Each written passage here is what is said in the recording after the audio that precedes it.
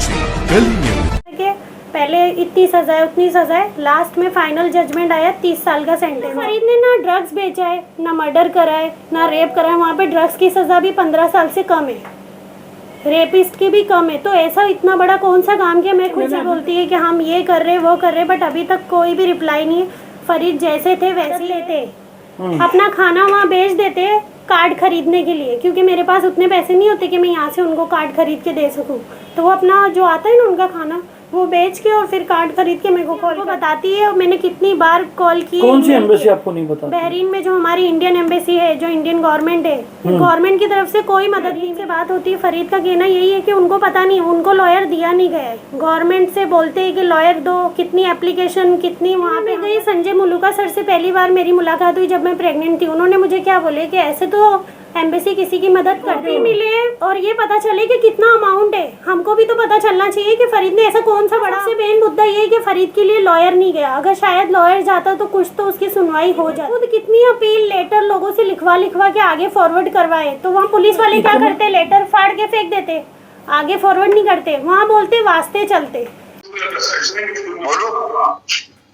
सलीम भाई, आप और इंटरनेशनल की जो भी कम्युनिटी बैठी है मेरे लिए हेल्प करने के लिए, वो मुझसे मेरी वाइफ से पूछ रहे हैं क्यों क्या हुआ था फरीद के साथ में। तो फरीद सलीम भाई, मेरे लिए ये प्रॉब्लम थी, मुझे गन पॉइंट पे साइन कराया गया था। गन पॉइंट इसलिए कि वो लोग ने मेरा हाथ जलाया और चेक दिया था, मेरा पासपोर्ट जमा कर दिया था। जब मेरा पासपोर्ट दिया गया, मुझे इमिग्रेशन ऑफिसर ने एयरपोर्ट के अंदर छोड़ा है, मुझे ये बोल के फरीद अगर बोलता है तो देखो अंदर अरेस्ट करेंगे तो अभी सीधे से इंडिया चलेगा। मैं इंडिया आ गया, मैंने यहाँ पे कंप्लेंट भी लॉन्च किया था। और प्लस कंपनी इस रीजन से खुली थी, कंपनी के अंदर मुझे ये नहीं पता था कि कंपनी कब खुल रही है। और मुझे लोग एक कंपनी, एक मॉल है बॉसी मॉल, जिसमें कंपनी खुलती है, उधर लेके जाके मुझे बोला गया था कि भाई ये तेरा कंपनी के अंदर तू एम्प्लॉय है और वो एम्प्लॉयमेंट में LMR को दिखाने के लिए ये साइन करना पड़ता है पेपर पे। वो पेपर पूरा अरबी में था, मैंने वो पेपर पे साइन किया।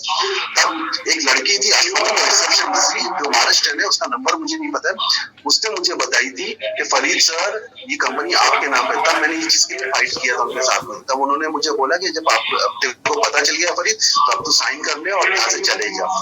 तो मैं यहाँ से वहां पे साइन करने के बाद में, मेरे हाथ जलाने के बाद में, मैं वहां से साइन करके मुझे खुद एयरपोर्ट पे इमिग्रेशन ऑफिसर जिसने मेरा पासपोर्ट मुझे प्लेन में दिया है, मेरे स्टैंप लगाने के बाद में उसने मुझे मेरे को प्लेन में बिठा के मुझे ये बोला यहाँ से अभी तुम चले जा फरीद, तेरा अब यहाँ से कोई कुछ नहीं करेगा। तो मैं सीरियसली यहाँ पे आ गया। जब इंडिया आया, मेरे फादर से मैंने बात किया तो मेरे फादर ने मुझे बोला कि फरीद जाके लोकल पुलिस स्टेशन में कंप्लेंट लॉन्च करते।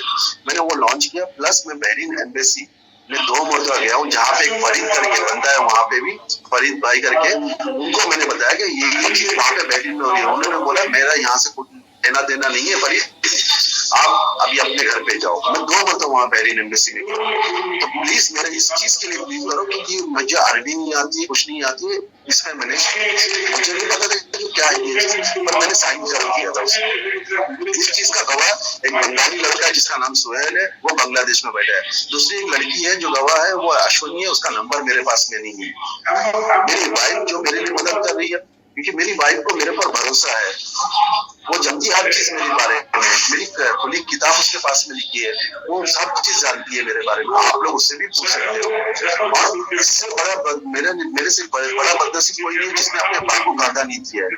और प्लस जब मुझे ओमान में अरेस्ट किया गया, तो ओमान में भी मैंने ये बोला नियाबा के अंदर पब्लिक प्रोसिक्यूशन में कि मुझे यहाँ से बहरीन भेजो, मैं जाके देखूंगा मेरा बहरीन में क्या केस है।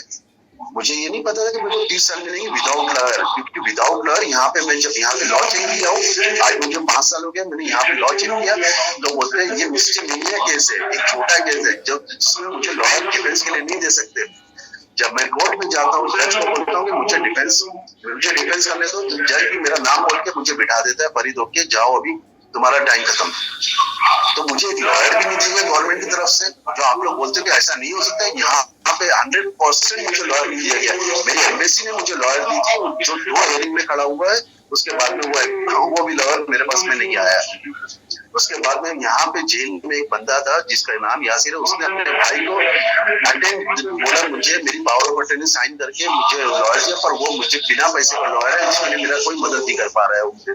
तो मैं आप लोगों से यही चाहता हूँ मदद मांग रहा हूँ, मैंने कोई गुनाह नहीं किया है।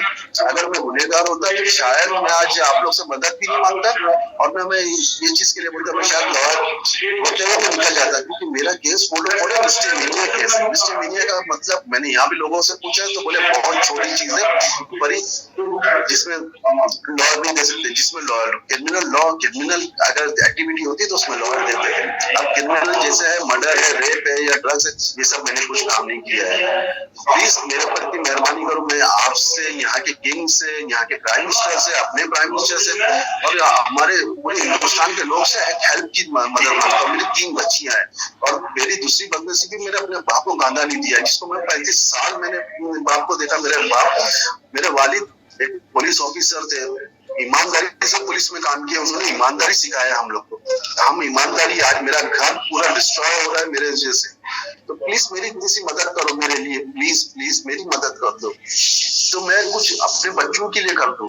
मैंने कुछ इतना बड़ा गुनाह नहीं कर दिया कि यहाँ पे लोग रेप आते हैं 10 साल की सजा है, ड्रग्स बेच के आते हैं वो 15 साल की सजा, मर्डर करके आते हैं मुझे 30 साल की सजा मिली, जो अलग अलग केस के अंदर है, अलग अलग चेक केस के अंदर। जो मुझे अपोजिशन वाला कोई नहीं मेरे साथ में सामने आके खड़ा हुआ है कि कोई मुझे बोले कि फरीद मैं तेरे को आइडेंटिफाई करता हूँ, तेरे को पहचानता हूँ कि तूने मुझे चेक दिया था। मैंने जज को ये नहीं बोला कि सर मुझे वो बंदे को बुलाओ जिसको मैंने चेक दिया है। मैं चाहे झूठ भी बोल सकता था कि चाहे मेरा चेकबुक गुम हो गई है, मेरी चेकबुक गिर गई, चेकबुक से साइन करके मैंने गिरा दिया, मेरे से गिर गई। मैंने ये झूठ नहीं बोला, मैंने ओमान में भी झूठ नहीं बोला है कि मैंने ओमान में 2 मरतबा नहीं। आप ओमान के अंदर वहां पे पुलिस स्टेशन है सीआईडी का कोडुम करके, वहां पे एक ऑफिसर था अंबर करके, उससे आप कुछ लोग कांटेक्ट करके आप क्या मैंने क्या बोला था कि नहीं मुझे बहरीन जाना है, और मेरी वाइफ को भी मैंने ये बोला था कि अगर आप लोग टिकट नहीं करते तो मेरी वाइफ को बोलता हूँ मैं टिकट करने के लिए, मुझे बहरीन जाने दो, मुझे बहरीन में क्या है मैं देखूंगा।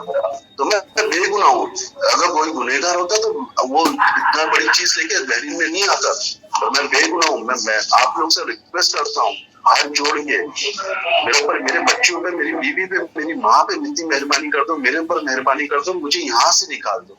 यहाँ पे बोलते कि ओपन जेल है, अल्टरनेट पनिशमेंट है, मेरे लिए कुछ भी नहीं मिलता है, क्योंकि मेरे पास में कोई लॉयर नहीं, कोई वास्ता नहीं है, ना कोई मेरा जरिया है। मेरा जरिया अल्लाह है, और अल्लाह के बाद में जिससे मैं मदद मांग रहा हूँ वो मेरा जरिया है। तो अल्लाह है, भगवान है, ये मेरे जरिया है, और मेरे हिंदुस्तान के लोग हैं। मेहरबानी करके मेरे ऊपर इतनी मेहरबानी करके, मेरे बच्चों पे, मुझ पे, मेरी माँ पे इतनी मेहरबानी करके मेरी बीवी का साथ दो प्लीज।